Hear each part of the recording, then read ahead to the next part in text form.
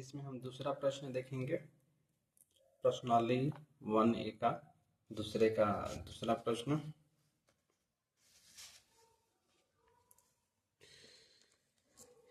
क्या दिया था उसमें? दिया था 510 और 92 92। 510 और 92। चलिए तो लिखिए यहाँ पर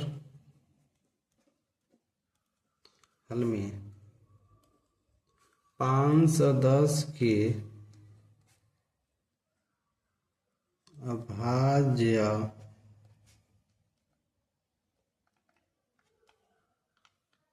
गुणनखंड और फिर यहाँ लिखिए 92 के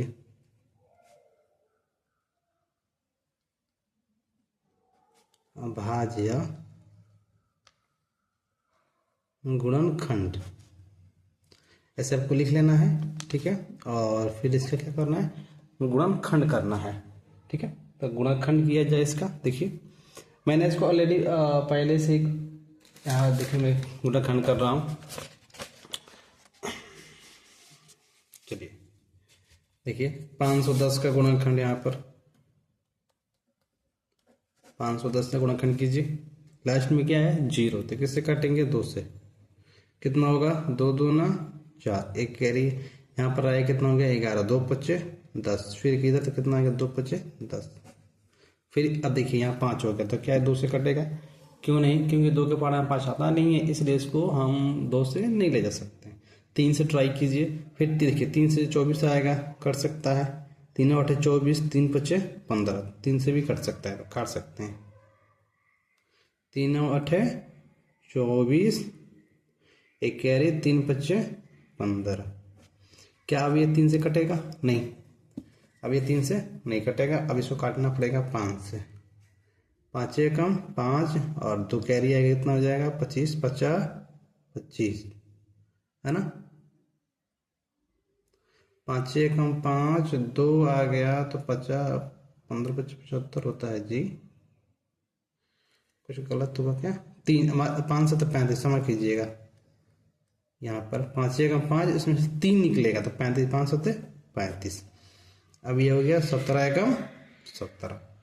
17 से ये कट जाएगा। ठीक है, 92 देखिए 92 का 92 लास्ट में 2 है, 2 से काटिए। 2 2 चौके 8 और 21 में हासिल ले गया, और कितना हो जाएगा? 2 छक्के 12। अब इसको जांच कर सकते हैं गलत है कि सही। तो कैसे करें? देखिए 2 का पढ़ा ना 6 बार पढ़ना है। 2 छक्के 12, 2 चौके 8 9।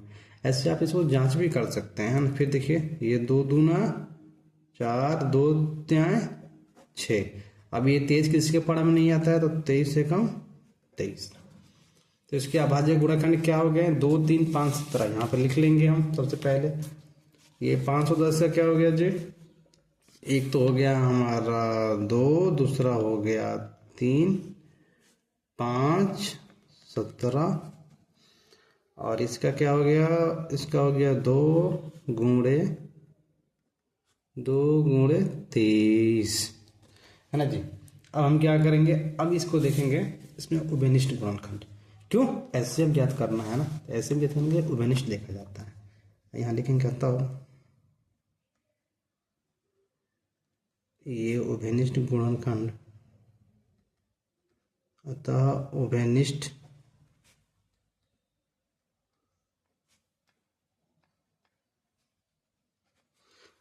गुणनखंड बराबर, यहाँ एचसीएफ कौन सा इसमें बराबर है जी? देखिए इसमें सिर्फ 2 मैच कर रहा है। कौन सा? ये सिर्फ 2 मिल रहा है, तो इसका अतः उभयनिष्ठ गुणनखंड कितना हो गया? 2। तो एचसीएफ बराबर यहाँ लिख लीजिएगा, एचसीएफ बराबर 2। ठीक है, अब देखिए इसके आगे, ये तो हो गया आपका एचसीएफ, है ना। अब यहाँ अब देखेंगे इसके आगे, अब एलसीएम ज्ञात करना है। इसके आगे एलसीएम भी निकालना है। अब यहाँ लिखिएगा एलसीएम बराबर, ऐसा आप लिख सकते हैं। जो मिलता है उसको भी लिखते हैं, पहले ही बता चुके हैं। 2 गुणे 3 गुणे 5 गुणे देखिए ये भी 2 लिखेंगे यहाँ पर, 17 गुणे 23, इसको पूरा लिखेंगे। अब इससे हम गुणा करेंगे। देखिए ये कितना हो गया, 2 दूना 4, पहले इसको करें, 2 दूना 4, 4 पच्चे 20 है ना, और 20 त्याएं 60, पहले इसको कर लीजिए। 17 गुणे 23। अगर आपको कहीं डाउट हो ना तो वीडियो को थोड़ा सा पीछे करके भी आप इसको देख सकते हैं, है ना जी। अब देखिए ये 60 हो गया, अब इसका गुणा कर लीजिए, है ना। तो क्या करेंगे, चलिए गुणा हम करते हैं, किसी पेज को लेके गुणा कर ले रहे हैं, ठीक है। चलिए यहाँ देखिए क्या था, 60 गुणे 17 गुणे 23। हम सबसे पहले 17 गुणा इसमें कर लेते हैं आसान करने के लिए। 17 में 0 गुणा करेंगे क्या होगा, 0, और 17 छः कितना होता है, 17 छः 102, हाँ जी, 17 छः 102 गुणे 23। अब जब ये 120 आ गया तो 23 को क्या लिख सकते हो, 20 + 3 लिख सकते हैं। अब इसे गुणा कर लीजिए, सबसे पहले 0 गुणा करने 0 आएगा। अब इस 2 से गुणा करेंगे, 2 0 0, 2 दूना 4, 2 एकम 2 0 0, और 2 एकम 2, ठीक है। 3 क्या कर लीजिए, यहाँ प्लस करिए, 3 0 0, 3 दूना 6, 3 0 0, 3 एकम 3, इसको जोड़ लीजिए, 0 0 0, और ये कितना हो गया 6, ये कितना हो गया 4 3 2। कैसे हुआ देखिए, 0 0 0 0 6 6 हो गया, और 0 4 4 3 3, और ये 2, 23,460। तो यहाँ एलसीएम कितना हो गया जी, 23,460। ये आपका हो गया दूसरा प्रश्न। हम देखते हैं इसके आगे जो हमारा तीसरा प्रश्न है, ठीक है। तीसरा प्रश्न,